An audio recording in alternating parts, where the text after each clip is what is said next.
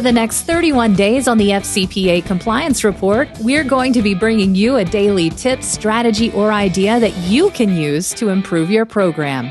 Here's your host, Tom Fox, the Compliance Evangelist. This month's sponsor of 31 Days to a More Effective Compliance program is Affiliated Monitors. Founded in 2004, Affiliated Monitors provides professional, independent integrity monitoring and ethics and compliance assessments nationally and internationally and across almost all industries. With its knowledge of effective ethics and compliance programs and cultures, Affiliated Monitors is respected for its work as the corporate monitor on matters ranging from multinational corporations to small and mid-sized companies and even individuals. Having served in over 750 monitorships, no one has more experience as an independent monitor than the team at Affiliated Monitors.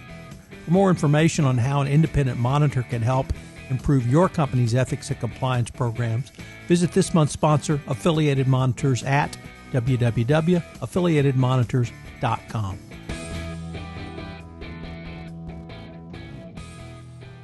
Consistency as a compliance best practice. The 2020 update emphasized the need for corporate compliance function to ensure both consistency and fairness, not only in monitoring investigations, but also in monitoring the resulting discipline.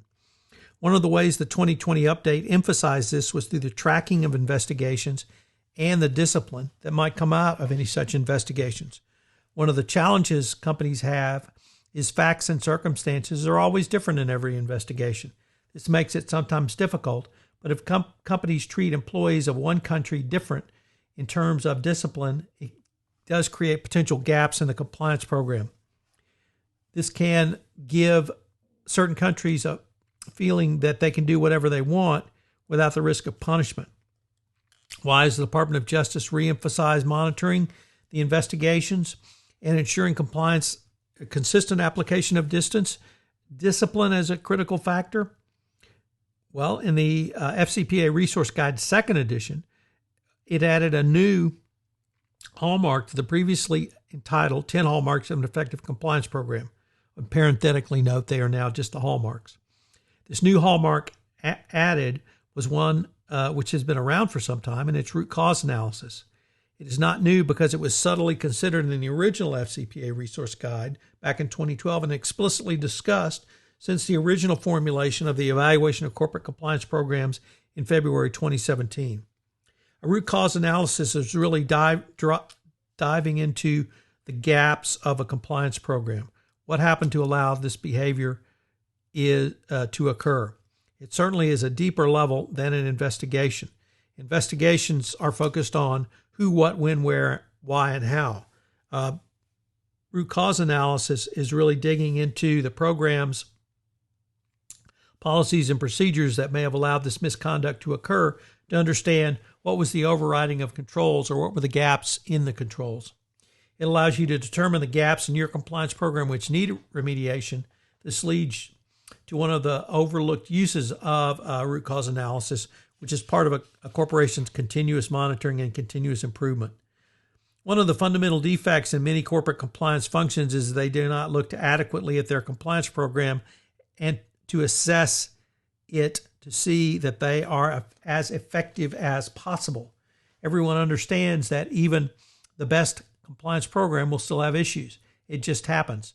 The DOJ has mandated that a CCO should constantly evaluate your compliance program by doing periodic assessments and systemic testing of transactions. This means not only looking at the policies themselves, but actually testing the transactions to make sure they are following the procedures that are laid out. The 2020 update required a compliance function to take on a more wide-ranging role around institutional justice and institutional fairness when it mandated that compliance confirm consistencies in the way that a compliance program is administered. Obviously, this is true in the realm of discipline and incentives, but also means fairness in the way investigations are handled and creating a speak-up culture. In other words, it all comes down to one word: consistency. This means compliance professionals have to be consistent in how they treat people, whether it's in Brazil or in the United States, because people are watching. They want to know that there's a process out there that's fair. This means the process is open and transparent. It is not an outcome-driven process. It is process-driven process. Consistent punishment, consistent corrective actions, and consistent disciplinary actions all should be incorporated as the cases arise.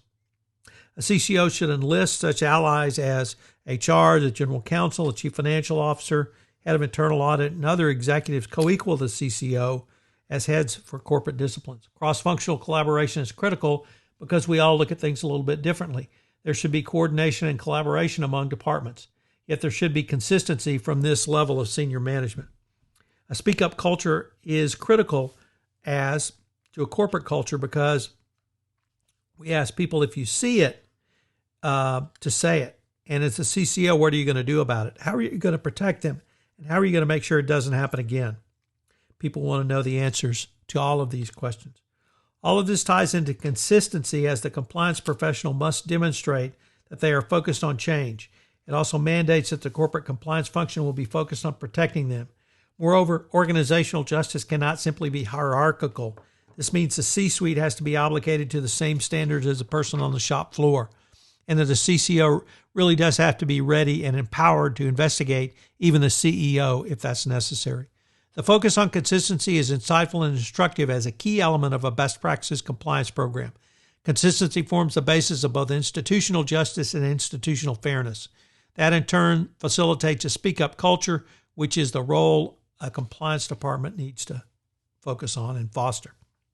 So what are today's 3 key takeaways? Number 1, consistency is a key part of any compliance program, but when was the last time you thought about that as a CCO? 2, consistency forms the basis of both institutional justice and institutional fairness.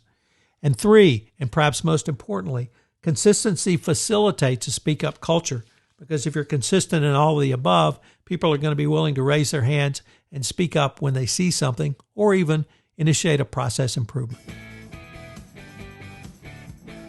Hello, everyone. This is Tom Fox. I'd like to thank you again for joining me for this episode of 31 Days to a More Effective Compliance Program around business ventures. And I hope you will join me for our next episode tomorrow. Also, I'd like to shout out to our sponsor, Affiliated Monitors, for sponsoring this month's podcast series. This podcast series on 31 Days to a More Effective Compliance Program is a production of the Compliance Podcast Network.